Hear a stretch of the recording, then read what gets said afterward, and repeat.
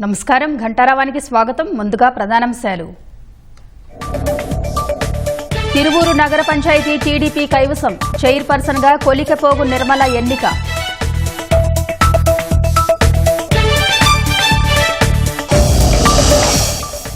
Tirumala queue లైన్లలో నినాదాలపై case నమోదుకు సమాయత్తం. 2 TTD ఉద్యోగులను అదుపులోకి తీసుకున్న విజిలెన్స్ అధికారులు. తప్పు చేసిన వాళ్ల కులం మతం చూడకూడదన్న అనిత. తెనాలి గంజాయి బ్యాచ్ ఘటనను రాజకీయం చేస్తున్నారని ధ్వజం.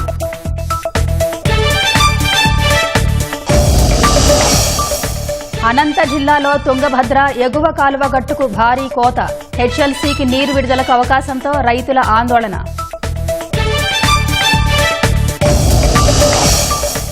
వాణిజ్య ఒప్పందాన్ని పూర్తిగా అమలు చేస్తున్నామన్న చైనా. ట్రంప్వి నిరాధార ఆరోపణలని వెల్లడి.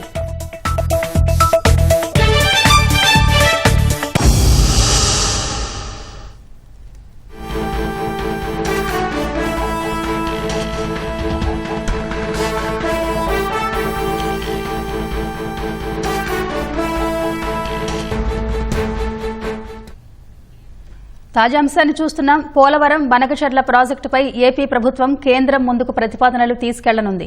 ఇక మరింత సమాచారం మా ప్రతినిధి అరుణ్ అడిగి తెలుసుకుందాం.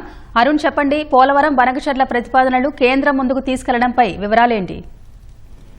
పోలవరం బనకచెర్ల ప్రాజెక్టు ఈ రోజు రాష్ట్ర ప్రభుత్వం మరో అడుగు ముందుకేసింది. ఈ ప్రాజెక్టును సీరియస్ గా తీసుకున్నటువంటి రాష్ట్ర ప్రభుత్వం ఎట్టి పరిస్థితుల్లో ప్రాజెక్టును అతి త్వరగా, అవకాశం ఉన్నంత త్వరగా ప్రాజెక్టు పనులు ముమ్మరం చేయాలని, ఇందుకు అవసరమైనటువంటి అన్ని చర్యలు తీసుకోవాలని ఇప్పటికే ముఖ్యమంత్రి చంద్రబాబు పలు దఫాలుగా నిర్వహించినటువంటి సమీక్షల్లో పేర్కొన్నారు. అయితే ఈ నేపథ్యంలో రాష్ట్ర ప్రభుత్వం కేంద్రం ముందుకు కూడా ఈ ప్రతిపాదనలు తీసుకెళ్తుంది. దాదాపు 81-82 కోట్ల రూపాయలకు సంబంధించినటువంటి ప్రాజెక్టు కాబట్టి ఈ ప్రాజెక్టు ద్వారా ఎంతమందికి లబ్ధి చేకూరుతుంది, అదే సందర్భంలో రాష్ట్ర ప్రభుత్వం చేపట్టేటువంటి ఈ ప్రాజెక్టుకు కేంద్ర ప్రభుత్వం వైపు నుంచి కూడా సహకారం అందాల్సి ఉంటుంది. దాంతో పాటుగా కేంద్రం నుంచి ఆర్థిక పరమైనటువంటి క్లియరెన్సులు ఎక్కువగా రావాల్సి ఉంటుంది. కాబట్టి ఆ మేరకు తొలుత కేంద్ర ఆర్థిక శాఖ వద్దకే రాష్ట్ర ప్రభుత్వానికి సంబంధించినటువంటి వివరాలు, ప్రాజెక్టుకు సంబంధించినటువంటి అన్ని వివరాలకు సంబంధించిన ప్రెజెంటేషన్ ను ఈ రోజు కేంద్ర ఆర్థిక శాఖ ముందుకు రాష్ట్ర ప్రభుత్వ అధికారులు తీసుకెళ్లబోతున్నారు. సాయంత్రం 3 గంటలకు జరిగేటువంటి ఈ భేటీకి రాష్ట్ర ప్రభుత్వ ఆర్థిక శాఖ కార్యదర్శి పీయూష్ కుమార్, నీటిపారుదల శాఖ సలహాదారు వెంకటేశ్వరరావు, అదేవిధంగా ఈఎన్సీ నరసింహమూర్తి, ఈ 3 అధికారులతో పాటు మిగిలినటువంటి అధికారులు కూడా కేంద్ర ఆర్థిక శాఖ ముందుకు వెళ్లబోతున్నారు.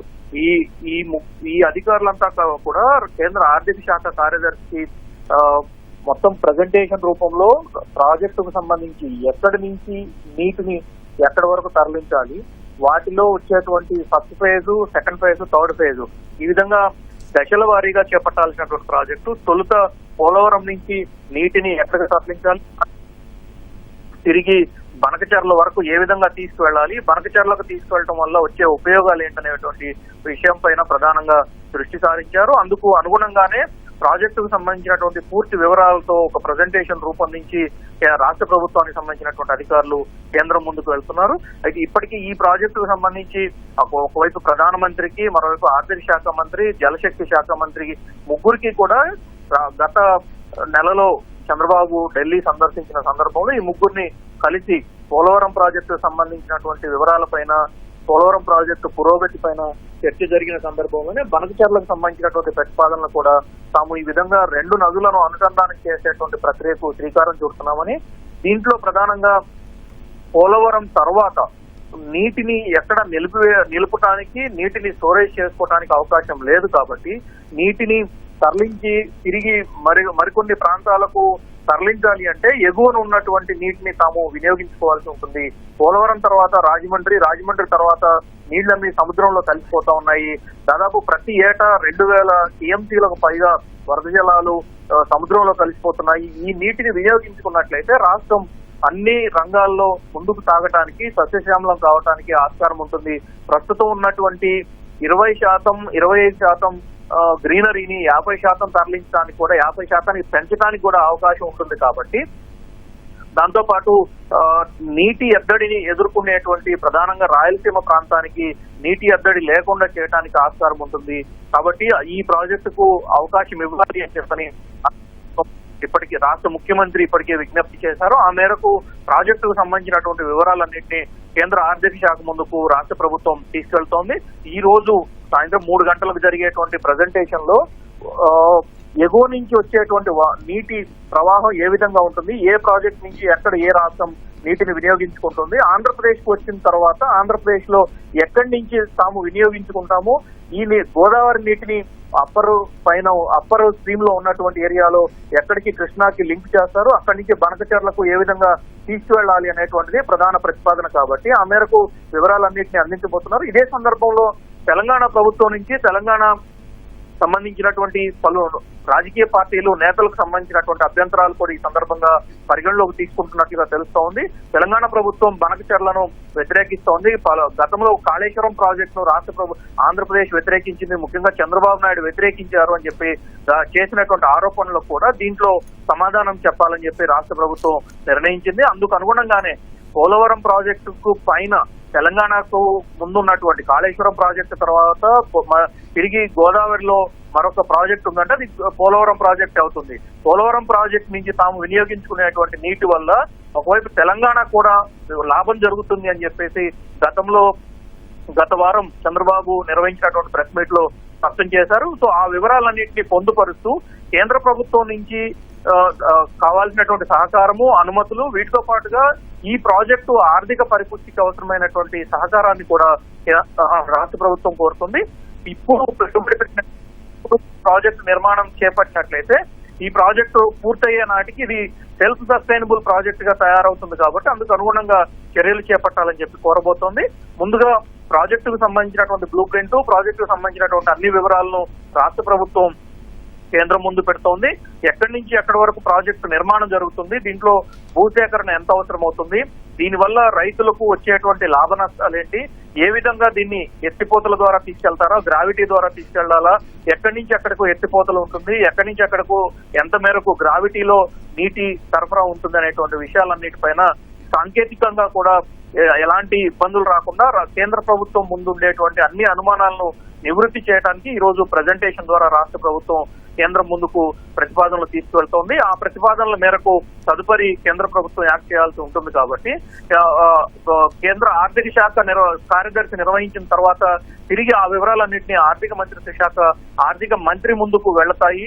దాంతో పాటుగా ఆర్థిక వ్యవహారాల కేబినెట్ ముందుకు కూడా వెళ్ళడానికి ఆస్కారం ఉంటుంది. కాబట్టి ఈ ప్రాజెక్టుకు సంబంధించినటువంటి సమగ్ర సమాచారము, అదేవిధంగా పలు రాష్ట్రాలు లేవనెత్తేటువంటి తెలంగాణ సహా మిగతా రాష్ట్రాలు లేవనెత్తేటువంటి అభ్యంతరాలు, మిగులు జలాలను ఏ విధంగా ఉపయోగించుకోబోతున్నాము, మిగులు జలాలను సముద్రంలోకి వెళ్లకుండా ఏ విధంగా అడ్డుకోగలుగుతున్నాం అనేటువంటి వివరాలన్నిటితో సాంకేతికపరమైనటువంటి అంశాలన్నిటితో కలిపి ఈ రోజు ఒక ప్రెజెంటేషన్ ను కేంద్రం ముందుకు రాష్ట్ర ప్రభుత్వ అధికారులు వివరించబోతున్నారు.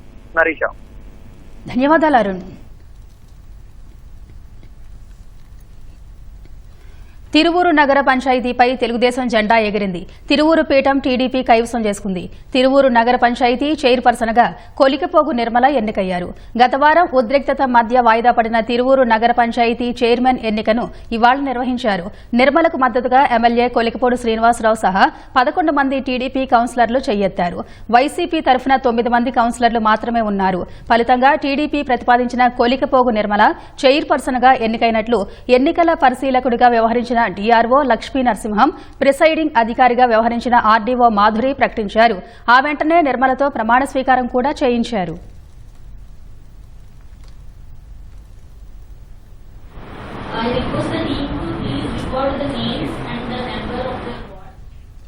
తిరువూరు చైర్మన్ పదవి కైవసం చేసుకోవడంపై టీడీపీ నేతలు హర్షం వ్యక్తం చేస్తున్నారు. మరింత సమాచారం మా ప్రతినిధి సూర్యారావు ప్రత్యక్ష ప్రసారం ద్వారా అందిస్తారు. నరీషా, ఎంతో ఉత్కంఠభరితంగా ఎదురు చూసిన తిరువూరు నగర పంచాయతీ చైర్పర్సన్ ఎన్నిక ప్రశాంతంగా ముగిసింది. చైర్పర్సన్గా 1వ వార్డు కౌన్సిలర్ కొలికపోగు నిర్మల ఎన్నికయ్యారు. మొత్తం ఎక్స్-అఫీషియో మెంబరు ఎమ్మెల్యే కొలికపోడు శ్రీనివాసరావు సహా 11 మంది కౌన్సిలర్లు ఆమెకు మద్దతు పలికారు. మరోవైపు ఇక్కడ పోటీ చేసిన వైసీపీ అభ్యర్థి ప్రసాద్కు 9 మంది మాత్రమే మద్దతు పలకడంతో ఈ తిరువూరు నగర పంచాయతీ చైర్పర్సన్ టీడీపీ పరమైంది. దీంతో ఆ పార్టీలో హర్షాతిరేకాలు వ్యక్తమవుతున్నాయి. మనతో పాటు ఇప్పుడు చైర్పర్సన్గా ఎన్నికైన నిర్మల ఉన్నారు. ఆమెను అడిగి మరిన్ని విశేషాలు తెలుసుకుందాం. అమ్మ, ఎన్నిక కావడం వల్ల మీరు ఎలా అనుకుంటున్నారు? సంతోషంగా ఉందండి. తిరువూరు నగర పంచాయతీ చైర్మన్ పదవికి నన్ను ఎన్నుకున్న తెలుగుదేశం పార్టీకి, కార్యకర్తలకి, ఎమ్మెల్యే గారికి, ఎంపీ గారికి, నా తోటి కౌన్సిలర్లందరికీ నా ధన్యవాదాలండి. తిరువూరు అభివృద్ధి కోసం ఎంపీ గారి సహాయంతో, ఎమ్మెల్యే గారి సహాయంతో నిధులు తీసుకొచ్చి పనులు చేస్తామని మాటిస్తున్నాం. ఏ పనులు చేయాలని మీ మధ్యలో ఉన్నాయమ్మా? డ్రైనేజీల ప్రాబ్లం ఉందండి, మంచినీళ్ళ ప్రాబ్లం ఒకటి ఉంది, రోడ్లు ఉన్నాయి. ఈ 3 పనులు కంప్లీట్గా అవి చేస్తాం. తాగునీరు ఆగిపోయి స్కీమ్ ఆగిపోతున్నాయి కదా, మధ్యలో ఏం చేయబోతున్నారు? నిధులు తీసుకొస్తున్నామండి. ఎంపీ గారి ఆధీనంలో, ఎమ్మెల్యే గారి ఆధీనంలో మేము నిధులు తీసుకొచ్చి త్వరలోనే ఈ పనులన్నీ పూర్తి చేస్తాం. శానిటేషన్ ఇవన్నీ సమస్యలు ఉన్నాయి కదా నగర పంచాయతీలు, దాన్ని ఏ విధంగా పరిష్కరిస్తారు? అవి కూడా చేస్తామండి. టాయిలెట్ కానీ, బేసింగ్ కానీ, లైట్లు కానీ అన్ని వార్డులోనే అందరినీ కలుపుకోకుండా చక్కగా చేసుకుంటా వెళ్తామండి. మీకు ఈ పదవి దక్కడం పట్ల ఏమనుకుంటున్నారు? సంతోషంగా ఉందండి. ఏ విధంగా డెవలప్ చేస్తారు తిరువూరుని?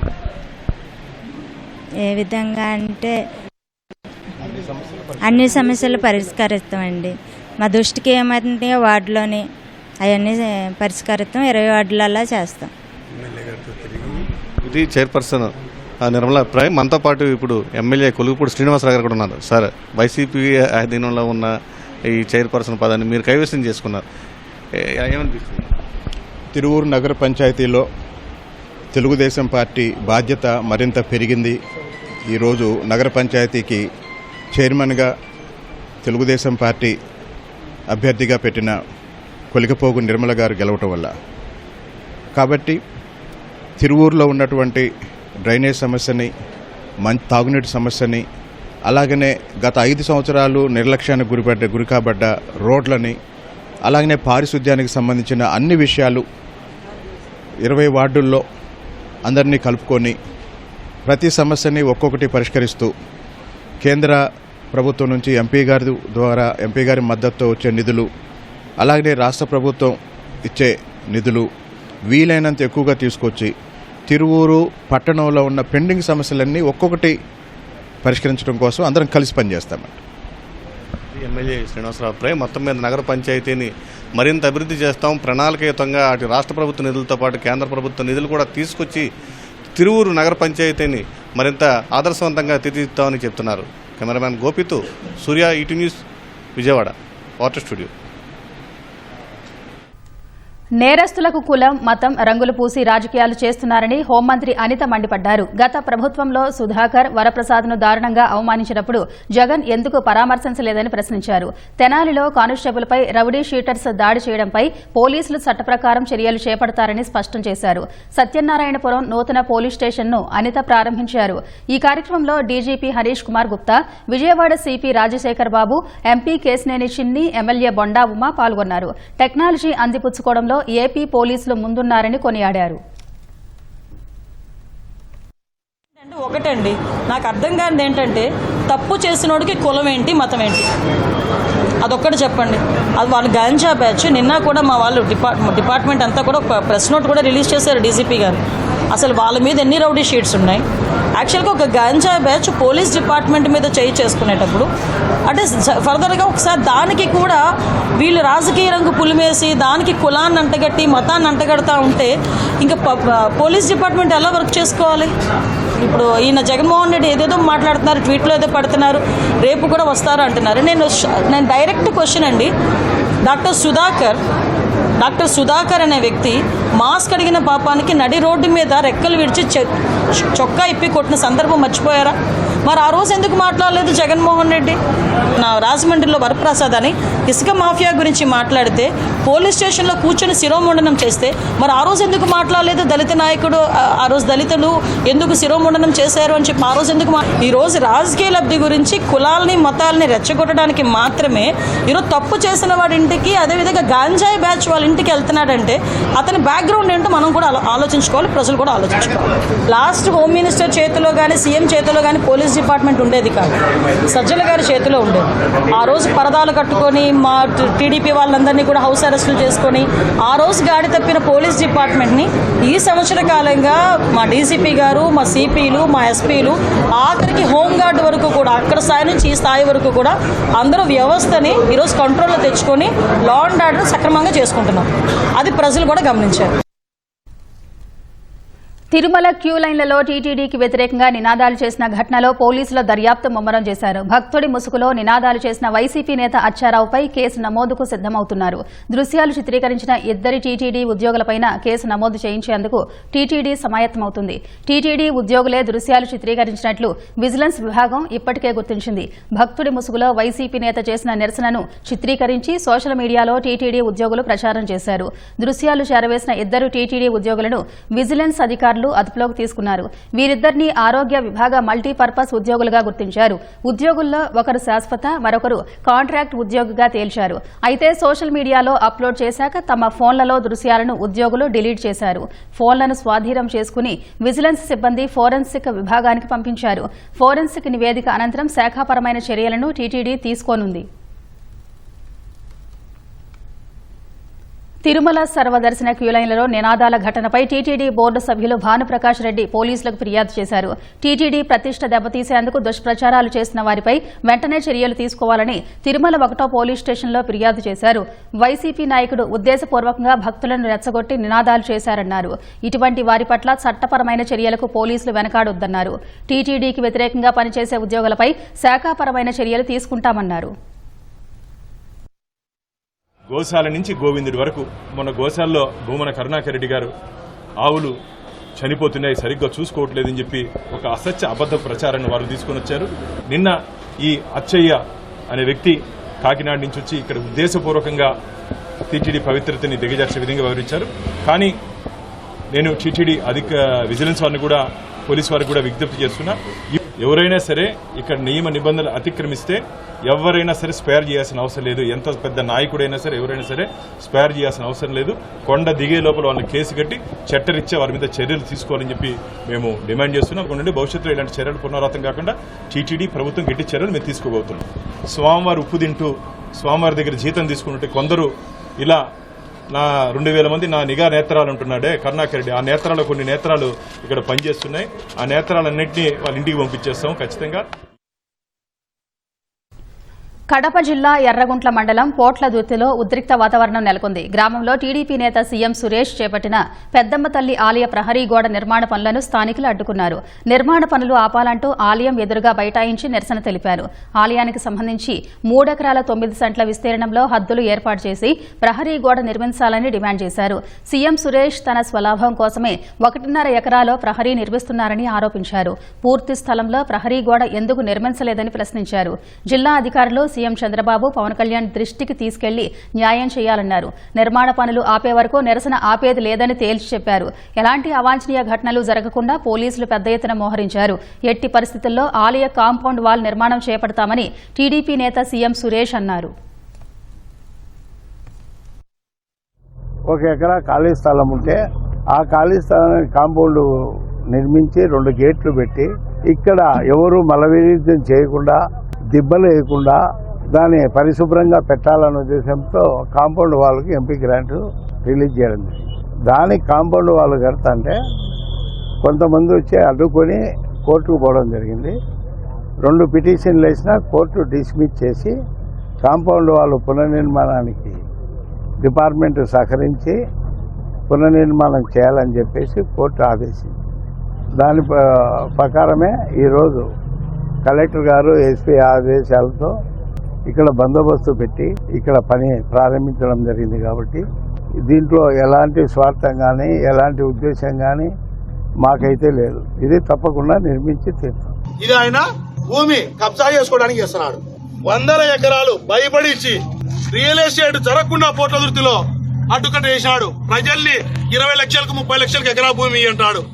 చుట్టుపక్కల ఊర్లలో ఏమీ తెలియని అనామక ఊర్లలో కూడా 2 కోట్లు 3 కోట్లు పోతుంటే పోర్ట్ లోతులో మాత్రం 20 లక్షలు 30 లక్షలే. ఎందుకంటే బయట నుంచి ఎవరిని రానీయుడు.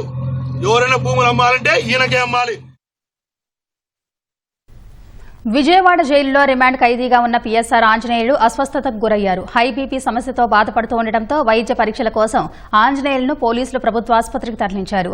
ఏపీపీఎస్సీ పరీక్ష మూల్యాంకనం అవకతవకల కేసులో అరెస్ట్ అయిన పీఎస్ఆర్ విజయవాడ జైలులో రిమాండ్ ఖైదీగా ఉన్నారు.